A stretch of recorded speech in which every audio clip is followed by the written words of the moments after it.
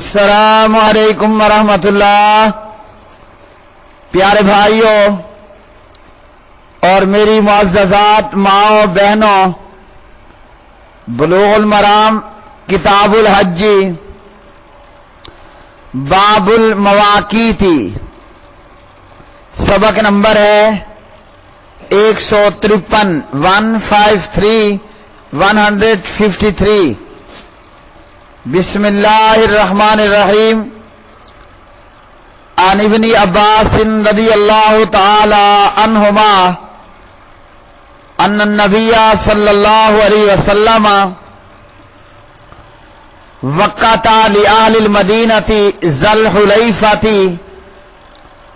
ولأہل الشام الجحفۃ ولأہل نجد قرن المنازل وَلِأَهْلِ الْيَمَنِ يَلَمْلَمَ هُنَّ لَهُنَّ وَلِمَنْ أَتَى عَلَيْهِنَّ مِنْ غَيْرِهِنَّ مِمَّنْ أَرَادَ الْحَجَّ وَالْعُمْرَةَ وَمَنْ كَانَ دُونَ ذَلِكَ فَمِنْ حَيْثُ أَنْشَأَ حَتَّى أَهْلُ مَكَّةَ مِنْ مَكَّةَ۔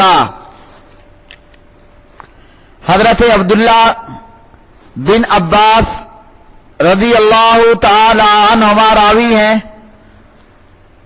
فرماتے ہیں کہ نبی کریم صلی اللہ علیہ وسلم نے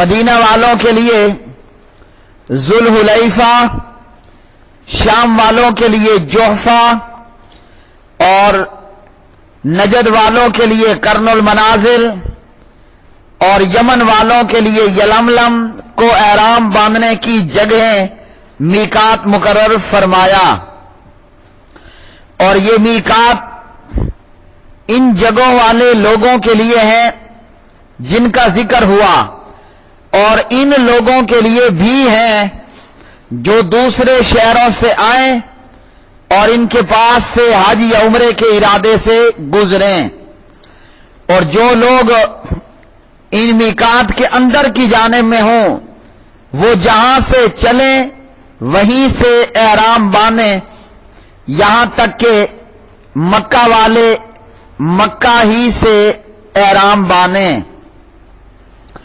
تو جی میرے پیارے بھائیوں، اس حدیث کے اندر پیارے نبی علیہ الصلوۃ والسلام نے حج عمرہ کرنے کے لیے میقات کے تعلق سے بتلایا اور میقات کو متعین فرمایا۔ میقات سے مراد عبادت کے لیے وقت یا جگہ متعین کرنا ہے، اور یہاں میقات سے مراد یہ مقامات ہیں جنہیں نبی علیہ الصلوۃ والسلام نے حج عمرے کے احرام کے لیے مقرر فرمایا۔ حج یا عمرہ کرنے والے کے لیے میقات سے آگے بغیر احرام باندھے آگے جانا جائز نہیں ہے، اور یاد رکھیے کہ میقات پر سے حج عمرے کی نیت کرنا، مثال کے طور پر لبیک عمرۃ، حج عمرے کی نیت کرنا میقات پر سے یہ ارکان حج عمرہ ہے، اور میقات پر سے احرام باندھنا یہ واجبات حج عمرہ ہے۔ اور احرام کے تعلق سے عورت کا وہی لباس ہے جو اس نے عام حالات میں پہننا ہے، صرف یہ کہ لباس بھڑکیلے اور شوخ رنگ کا، شوخ کلر کا نہ ہو، اور مرد کے لیے احرام کی 2 چادریں ہیں۔ تو پیارے نبی علیہ الصلوۃ والسلام نے اس حدیث کے اندر میقات کا جو ہے وہ بیان فرمایا کہ جو حج عمرے کا ارادہ رکھے گا ان میقات پر سے جو ہے وہ اسے حج عمرے کی نیت بھی کرنا ہوگی اور احرام کا اہتمام بھی کرنا ہوگا۔ اور اسی طرح یہ بھی یاد رکھیے کہ رکن کو چھوڑنے پر حج ہو یا عمرہ وہ باطل ہوگا، اور واجب کو چھوڑنے پر جو ہے وہ دم دینا پڑے گا۔ دم سے مراد ایک بکرا یا بکری یا گائے اونٹ کا ایک حصہ اور وہ فقراء مکہ میں حدود حرم کے اندر جو ہے وہ حرم کے فقیروں کو دم ادا کرنا ہوگا واجب کے ترک کرنے پر۔ تو پیارے نبی صلی اللہ علیہ وسلم نے اس حدیث کے اندر میقات کا بیان فرمایا، اور آپ نے فرمایا کہ جو میقات کے اندر رہتے ہوں، جو میقات کے اندر رہتے ہوں وہ جہاں سے چلے وہیں سے ہی احرام باندھیں، یعنی اپنے گھر سے ہی وہ احرام باندھ کر جو ہے چل پڑیں گے۔ اور جو میقات سے باہر کے ہیں تو یہ میقات مقرر کیے گئے، اور ان میقات پر آ کر جو ہے وہ نیت بھی کرنا ہوگی، احرام بھی باندھنا ہوگا۔ جو میقات کے اندر رہ رہے ہیں تو وہ جہاں موجود ہیں وہیں سے ہی جو ہے وہ احرام باندھیں، لبیک عمرۃ کہیں اور حج عمرے کے لیے نکل پڑیں۔ اور اس حدیث سے یہ بھی معلوم ہوا کہ جن کا حج عمرے کا کوئی ارادہ نہ ہو وہ بغیر احرام کے میقات کو کراس کر سکتے ہیں۔ میقات پر نیت کرنا، احرام باندھنا اس کے لیے ہے جو حج یا عمرے کی نیت سے احرام کو کراس کرے گا۔ باقی جس کا ارادہ حج عمرے کا نہ ہو تو وہ احرام کے بغیر مکہ میں داخل ہو سکتا ہے۔ اگلی حدیث، ان عائشہ رضی اللہ تعالی عنہا ان النبی صلی اللہ علیہ وسلم وقت لأہل العراق ذات عرق، رواہ ابو داود والنسائی وأصله عند مسلم من حدیث جابر الا ان راویہ شک فی رفعہ، وفی صحیح البخاری ان عمر هو الذي وقت ذات عرق، وعند احمد وابی داود والترمذی عن ابن عباس رضی اللہ تعالی عنہما ان النبی صلی اللہ علیہ وسلم وقت لأہل المشرق العقیقہ۔ جناب عائشہ رضی اللہ تعالی عنہ راویہ فرماتی ہیں کہ نبی علیہ الصلوۃ والسلام نے اہل عراق کے لیے، عراق والوں کے لیے ذات عرق کو میقات مقرر کیا۔ اسے ابو داود نسائی نے روایت کیا اور اس کی اصل مسلم میں جابر کی روایت سے ہے، مگر اس کے راوی نے اس کے مرفوع ہونے میں شک کیا۔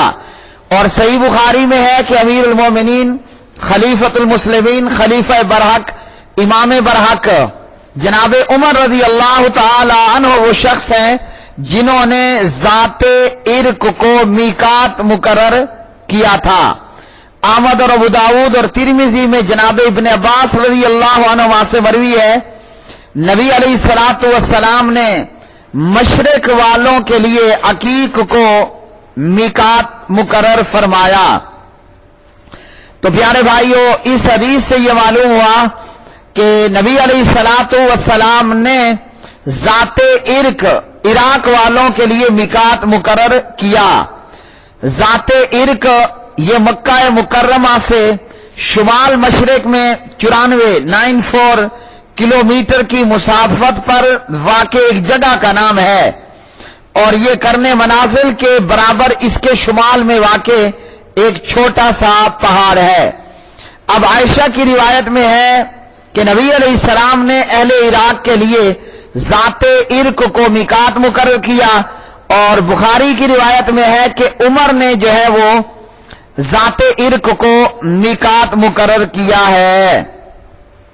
تو دونوں اپنی جگہ پر درست ہیں، اور اس میں تطبیق یہ ہے کہ عائشہ کی روایت میں کہ نبی علیہ السلام نے اسے مقرر کیا، بخاری کی روایت میں عمر نے مقرر کیا، ان دونوں میں جمع و تطبیق کی صورت یہ ہے کہ عمر کو یہ مرفوع روایت نہ پہنچی ہوگی کہ نبی علیہ السلام نے ذات عرق کو اہل عراق کے لیے میقات مقرر فرمایا، عمر کو یہ روایت نہیں پہنچی ہوگی، عمر نے خود اجتہاد کیا اور ان کا اجتہاد درست اور سنت کے مطابق نکلا۔ تو دونوں باتیں اپنی جگہ پر درست کہ نبی علیہ الصلوۃ والسلام نے ذات ارق اہل عراق کے لیے میقات مقرر فرمایا. عمر کو یہ روایت نہیں پہنچی اور عمر نے اجتہاد کیا اور عمر کا اجتہاد نبی علیہ السلام کی حدیث کے مطابق نکلا. اور یہاں یاد رکھا جائے عمر کون ہے؟ عمر وہ ہے کہ جو مشورہ دیتا تھا آسمان سے جبریل عمر کے مشورے کو اللہ کے حکم سے قرآن پاک لے کر نازل کر دیتا. یعنی عمر کا مشورہ قرآن پاک بن کر آسمان سے زمین پر نبی علیہ الصلوۃ والسلام پر وحی بن کر اتر پڑتا. جیسا کہ عمر رضی اللہ تعالی عنہ نے مشورہ دیا پردہ کرنے کا کہ مسلمان مومنہ خواتین یا نبی کی ازواج پردہ کریں. اللہ نے حکم نازل کر دیا یا ایھا النبی کل ازواجک و بناتک و نساء المؤمنین یدنین علیہن من جلابیبہن ذلک ادنی ان یعرفن فلا یؤذین. عمر نے مشورہ دیا کہ قیدیوں کو ذبح کر دیا جائے اور یہی بات پھر اللہ نے بھی نازل کر دی. جبکہ دیگر کا مشورہ تھا فدیہ لے کر آزاد کر دیا جائے، سورہ انفال وغیرہ. تو بہرحال جناب عمر رضی اللہ تعالی عنہ نے میقات مقرر کیا ذات ارق کو. یہ عمر کا اجتہاد تھا. سید عائشہ کی روایت کہ نبی علیہ السلام نے ذات ارق اہل عراق کے لیے مقرر کیا، یہ نبی علیہ السلام کا فرمان تھا اور نبی کا فرمان عمر کو نہیں پہنچا. عمر نے اجتہاد کیا اور عمر کا اجتہاد جو ہے وہ درست نکلا.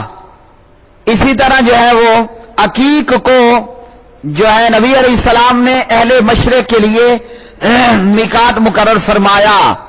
تو ان دونوں میں تدویق یہ ہے کہ ذات ارق میقات واجب ہے اور عقیق میقات مستحب ہے، کیونکہ وہ بھی ذات ارق ہی سے ہے. اور یہاں یہ بھی یاد رکھا جائے جیسے پہلے حدیث کے اندر بھی گزرا، جو شخص ایسے راستے پر چل رہا ہو جہاں ان پانچوں میقات میں سے کوئی بھی واقع نہ ہو تو اس کو چاہیے وہ جون سے میقات کے برابر سے گزرے، وہاں سے جو ہے وہ احرام باندھ لے. اگر وہ گزر رہا ہے ذوالحلیفہ کے قریب سے تو وہیں سے وہ احرام باندھ لے، اور اسی طرح اگر وہ جوفہ کے جو ہے وہ نزدیک سے گزر رہا ہے تو اسی طرح وہ احرام باندھ لے. اور اسی طرح جو ہے وہ اگر آگے کسی اور میقات کے برابر سے گزر رہا ہے تو وہیں سے ہی وہ احرام باندھ لے. تو میرے پیارے بھائیوں، آج کا سبق کتاب الحج باب المواقیت، احرام کے میقات کا بیان 153. اس سبق سے ہمیں یہ معلوم ہوا کہ نبی علیہ السلام نے حج عمرہ کے لیے باقاعدہ میقات مقرر کیے اور ان میقات پر سے جو ہے وہ حاجی یا عمرہ کرنے والا یہاں سے احرام باندھے گا. حاجی یا عمرہ جو کرنا چاہتا ہے اور وہ نیت کرے گا، مثال کے طور پر لبیک عمرتن، اور تلبیہ شروع کرے گا لبیک اللہم لبیک لبیک لا شریک لک لبیک ان الحمد والنعمت لک والملک لا شریک لک. اور یہ تلبیہ جو ہے وہ حرم میں جو ہے وہ وہاں تک پہنچنے تک جو ہے وہ پڑھتا رہے گا. آج کے سبق سے ہمیں معلوم ہوا کہ نبی علیہ الصلوۃ والسلام نے جو ہے یہ میقات مقرر فرمائے اور یہ حج اور عمرے کے لیے یہاں میقات پر سے احرام باندھنا واجبات حج عمرہ میں سے ہے اور نیت کرنا. آج کے سبق سے ہمیں یہ معلوم ہوا کہ نبی علیہ الصلوۃ والسلام نے جو ہے یہ میقات مقرر فرمائے حج عمرہ کرنے والوں کے لیے، اور یہاں سے جو ہے وہ احرام باندھنا ہے، نیت کرنی ہے، تلبیہ پکارنا ہے وغیرہ. وآخر دعوانا ان الحمد للہ رب العالمین.